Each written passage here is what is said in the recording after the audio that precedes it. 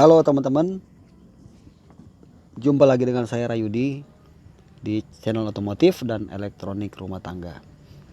Terima kasih buat teman-teman yang sudah mampir ke channel ini. Doa terbaik dari saya buat teman-teman semuanya. Semoga diberikan kesehatan sesehat-sehatnya, diberikan kelancaran dalam segala aktivitasnya. Amin, amin, amin.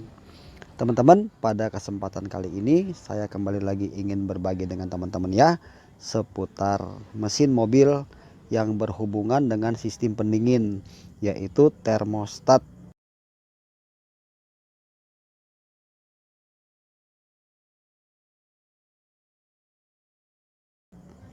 Nah, mungkin buat teman-teman yang belum tahu apa itu termostat, teman-teman boleh ikuti video ini.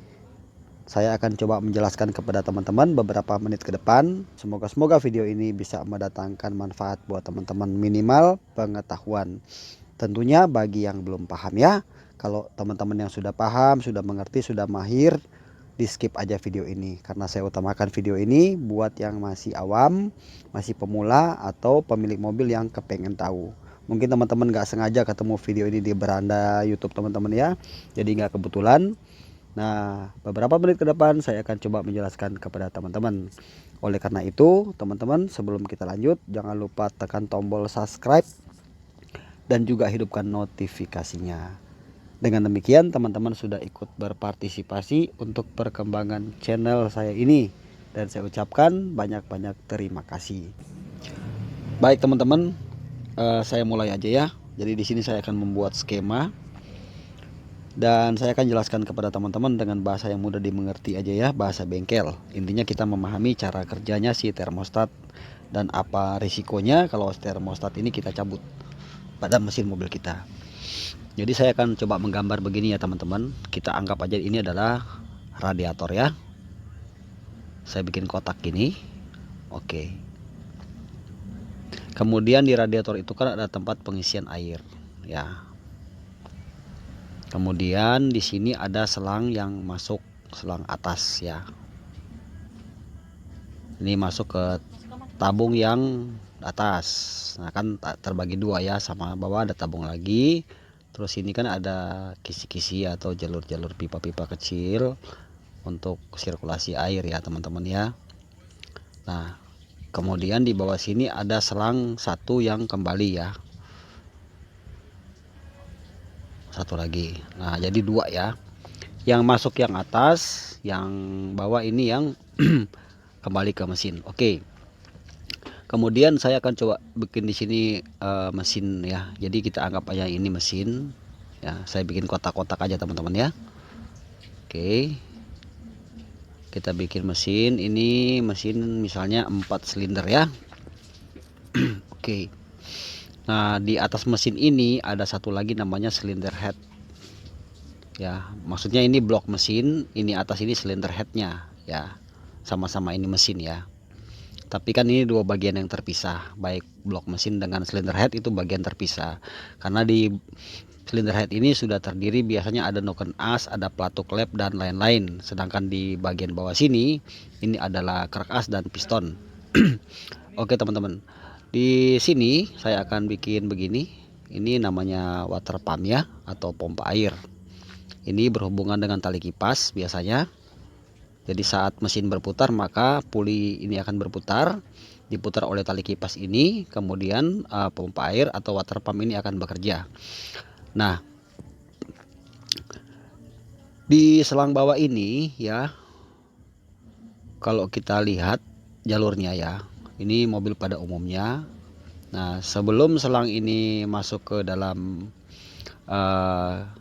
pembagian air di dalam blok mesin, maka di sini akan ketemu biasanya namanya itu, ini dipasang di mesin ya teman-teman ya, atau di dekat water pump, namanya termostat. Nah ini yang mau jadi inti pembahasan saya, lebih spesifiknya ke sini ya. Nah, kemudian di sini ada selang-selang jaket atau selang-selang pipa-pipa kecil ya, yang sehubungan dengan selang balik dan lain-lain sebagainya. Nah kemudian di sini kan setelah melewati pipa-pipa jaket kecil itu ya, nanti dia akan selang itu kan yang dari silinder head ya, Jadi kalau yang bawah ini masuknya lebih ke arah blok mesin, ke water pump. Yang satu lagi ini setelah melewati pipa biasanya nanti akan kembali dia masuk ke selang yang radiator yang selang atas ya. Contoh kayak mobil Avanza itu kan di sini ada pipa ya untuk penyambung biasanya. Baru ketemu selang karet masuk ke sini. Oke, nah sekarang untuk sistem cara kerjanya kan kurang lebih begini ya teman-teman.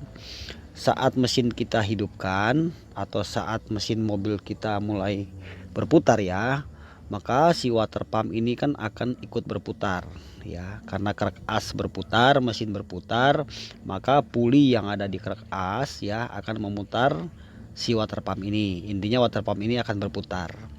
Nah, saat water pump ini berputar, ya sebetulnya tujuannya adalah mengambil air yang dari radiator. Ya, atau menyedot lah, sama kayak pompa air di rumah aja. Ngambil air di sumur mengisi kotoran, kurang lebih lah garis besarnya seperti itu. Nah, tetapi di sini ya karena dipasang namanya termostat ya. Termostat, maka air yang ada di sini ya belum mengalir sepenuhnya ya, belum mengalir seutuhnya. Cuma ada lubang kecil aja di sini ya sebagai lubang untuk supaya water pump ini masih tetap bisa mengambil air di sini. Tetapi untuk secara utuh air yang di radiator ini masuk ke mesin atau kemudian sirkulasi itu belum terjadi ya teman-teman.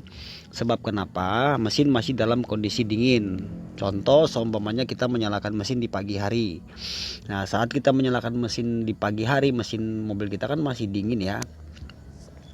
Nah, suhu mesin itu harus menunggu kurang lebih kira-kira sekitar 80 sampai 90 derajat. Ya, untuk suhu tekanan panasnya itu ya, barulah termostat ini akan terbuka.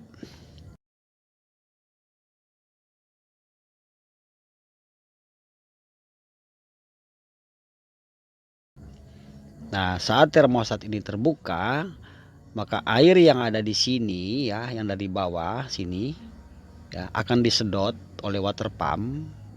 Sudah terbuka kan, maka air mengalir. Nah, water pump akan memompa ya. Masuklah ke sini semua ya, ke dalam blok mesin ini dia akan melumuri ya dengan air. Maksudnya di sini akan penuh dengan air di sini sirkulasi, kemudian akan diteruskan juga ke silinder head. Oke, sampai di silinder head begitu juga dia akan sirkulasi melewati selang-selang kecil yang lain-lain, dan setelah itu dia akan kembali lagi masuk ke selang radiator yang atas atau pipa radiator yang atas. Jadi cara kerja pada umumnya seperti itu, begitu terus ya.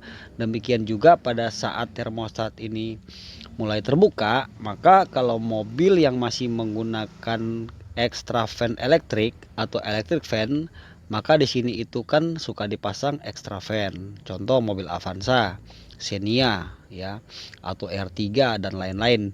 Di sini tuh ada namanya extra fan, ya kan?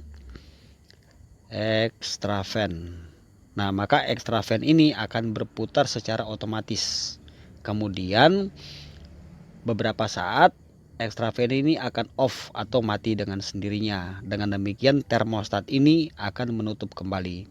Nah teman-teman, jadi yang menjadi penekanan saya di video ini atau yang saya garis bawahi ya,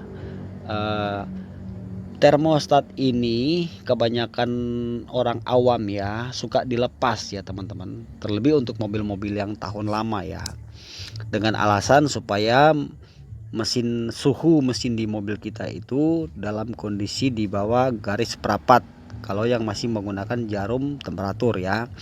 Jadi jarum temperatur itu kalau seumpamanya saya umpamakan begini misalnya ya. Jadi kalau di ampere temperatur di speedometer kita itu kan ini jarum ya. Jadi di sini E ya. Nah, jadi kepengennya itu si jarum ini ya, kalau bisa naiknya di sini aja ya kan, jangan sampai nanti di setengah, apalagi sampai di H ya kan. Nah kalau sampai misalnya begini, wah ini gawat. Jadi kalau bisa di sini aja, maka termostat ini dicabut dengan tujuan supaya pada saat mesin dihidupkan air yang ada di radiator ya langsung dipompa ya tanpa ada penghalang namanya termostat ini. Jadi temperatur kalau bisa di sini sudah merasa aman. Nah itu bagi orang yang awam atau bagi orang yang kurang mengerti mungkin itu dianggap benar ya teman-teman. Padahal tidaklah demikian, dikarenakan mesin mobil kita itu harus ada suhu panasnya ya, minimal 80 sampai 90 derajat. Itulah yang membuat mesin kita bisa mengatakan bahwa mesin kita itu dalam kondisi normal. Nah, itulah fungsinya termostat. Jadi termostat ini membaca suhu mesin ya. Ketika termostat ini terbuka, maka air yang ada di sini akan mengalir. Jadi pertukaran ya, yang tadinya airnya itu dingin, kemudian air yang panas disedot oleh hawa dingin udara yang ada di ekstraven melewati termostat, maka suhu di mobil kita bisa kita pastikan dalam kondisi normal. Nah, yang menggunakan termostat, jarum temperatur itu ya tidak boleh adanya di sini ya, dia harus naik lagi sedikit di atas perapat sedikit, hampir menuju ke setengah kalau yang masih menggunakan jarum temperatur. Coba perhatikan nih mobil teman-teman. Nah, jadi kita juga bisa mengontrol dari ekstraven ini ya. Jadi ekstraven ini tidak boleh menyala terus menerus ya. Ekstraven ini harus ada jeda untuk berhenti. Itu menandakan bahwa mesin mobil kita dalam kondisi stabil. Jadi kalau teman-teman berpikir bahwa dicabut termostat ini itu tindakan yang baik, nah, saya katakan itu tindakan yang salah, kecuali dalam tanda kutip ya, kecuali kalau teman-teman dalam kondisi darurat. Misalnya, contoh begini ya, kalau kita mau menganalisa kerusakan termostat ya, itu caranya cukup mudah ya teman-teman. Nah, saya ambil contoh misalnya mobilnya Daihatsu Taruna ya, contohnya. Nah, kita menghidupkan mesin mobil, kita taruh di RPM 2000 atau 3000 ya. Atau kita mungkin dalam kecepatan 80, 90 sampai 100 ya kecepatan. Tiba-tiba jarum temperatur ini naik terus menuju di H. Ya kan? Nah, kemudian setelah sampai di H di sini nggak turun-turun di situ aja terus, nggak turun-turun di situ aja terus. Kemudian AC di mobil kita tiba-tiba juga nggak dingin secara otomatis ya. Nah, biasanya hal ini kalau teman-teman tidak menemukan terjadi kebocoran air baik di radiator, selang dan water pump dan lain-lain, itu juga ada berkemungkinan bahwa memang termostat ini mampet. Nah, jadi kalau seumpamanya termostat ini sampai kita cabut, maka itu akan tidak baik untuk kondisi mesin, baik dalam jangka waktu pendek maupun dalam jangka waktu panjang. Kalau dalam jangka waktu pendek bisa memicu terjadinya cepat kerusakan pada water pump. Karena water pump ini sudah dipaksa untuk memompa air terus dengan tidak berhenti ya teman-teman. Padahal belum waktunya air itu tersedot dengan seutuhnya, tetap harus menunggu termostat ini sampai terbuka. Nah, jadi jika teman-teman mengalami suatu hari nanti ya, misalnya bengkel memvonis mobil kita bahwa mesin mobil kita itu rusak di termostat misalnya ya, maka teman-teman jangan pernah mencabut ini. Maksudnya jangan dicabut terus dibiarin begitu aja selama-lamanya, nggak boleh. Kecuali kalau dalam kondisi darurat boleh, nggak apa-apa ya. Tapi kalau untuk selama-lamanya nggak boleh. Tetap kita harus mengganti yang namanya termostat ini. Salah satu cara kita melihat mesin mobil kita itu stabil, dalam kondisi stabil ya, adanya termostat ini teman-teman. Nah, jadi teman-teman mungkin malam ini mulai sedikit ada gambaran mengenai cara kerja termostat. Dan saya mungkin menjelaskan kepada teman-teman tidak secara mendetail sekali ya, tetapi hanya garis besarnya saja. Intinya pentingnya termostat pada mesin mobil kita itu adalah salah satu alat yang dipasang untuk membantu radiator dan mengontrol suhu mesin agar tetap stabil. Tentunya semua ini ada saling keterkaitan, baik termostat maupun fan ya, otomatis fan ataupun saluran air ya, semua itu ada saling keterkaitan yang berhubungan dengan sistem pendingin pada mesin mobil kita. Jadi saya ulangi lagi, jangan pernah mencabut termostat kita dengan sengaja atau membiarkan selama-lamanya. Termostat harus tetap kita pasang pada mesin mobil kita supaya mesin mobil kita tetap dalam kondisi stabil. Dengan demikian saya akhiri video ini. Akhir kata, salam sukses buat kita semuanya. Nanti kita jumpa lagi di video berikutnya. Jangan lupa tekan tombol subscribe ya. Thank you. Bye.